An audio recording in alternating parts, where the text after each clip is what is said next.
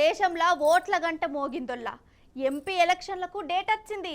MP ఎలక్షన్లు అంటే ప్రధానిని ఎన్నుకునే ఓట్లు అన్నట్టు. ఏ పార్టీకి ఎక్కువ ఎంపీ సీట్లు వస్తే ఆ పార్టీ తరపున ఎవలోగలు ప్రధానమంత్రి కుర్చీలో కూర్చుంటారు అన్నట్టు ఈ ఓట్లు ఎన్నడున్నాయి, ఏ రాష్ట్రంలో ఎప్పుడు పెడతారు, మన కాడ పరిస్థితి ఏంది, ఆంధ్రాలో అసెంబ్లీ ఓట్ల ముచ్చటేంది అరుచుకుందాం రారి. ఇక దేశమంతా ఎలక్షన్ల కూడా వచ్చిందోళ్ళ ఎంపీ ఎలక్షన్ల ముచ్చట.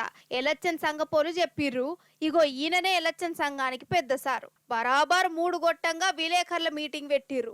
ఫస్ట్ మన దేశంలో ఓట్లు ఎట్లా నడుస్తాయి, ఏంది కథ, ఓటర్లలో మొగోళ్ళు ఎంతమంది, ఆడోళ్ళు ఎంతమంది, కొత్తగా ఓటేసేటోళ్ళు ఏ పాటు మంది, ఓటేసి దందుకచ్చేటోళ్లకు మంచినీళ్ళ సౌలతేంది, సెక్యూరిటీ ముచ్చటేంది, ఇవన్నీ చెప్పిండు.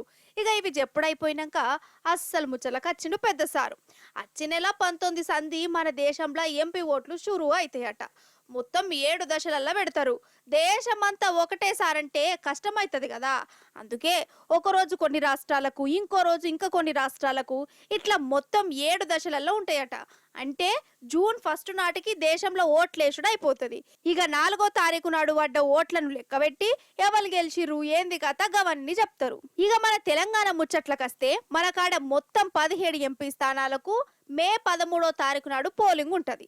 ఎంపీ ఓట్లతోనే కంటోన్మెంట్ అసెంబ్లీకి కూడా అదే రోజు ఎలక్షన్లు ఉంటాయి. కంటోన్మెంట్ ఎమ్మెల్యే లాస్ట్ నందితక్క పాపం కాలం చేసే కదా, అందుకే అక్కడ కూడా ఎలక్షన్ ఉంటది అన్నట్టు. ఇక మన పక్క రాష్ట్రం ఆంధ్రలా మనతోటే ఓట్లుంటాయి. మే 13వ తారీఖు నాడు ఆడ కూడా పోలింగ్ ఉంటది. ఆడ ఎంపీ ఎమ్మెల్యే 2 ఎలక్షన్లు ఒకటేసారి నడుస్తాయి. అంటే అక్కడ వాళ్ళు 2 ఓట్లు వేయాలన్నట్టు. ఇక గిట్ల దేశం మొత్తం పడ్డ ఓట్లను ఒకటే నాడు లెక్క పెడతారు. జూన్ 4వ తారీఖు నాడు కొత్త ప్రభుత్వం ఏందో తెలిసిపోతుంది.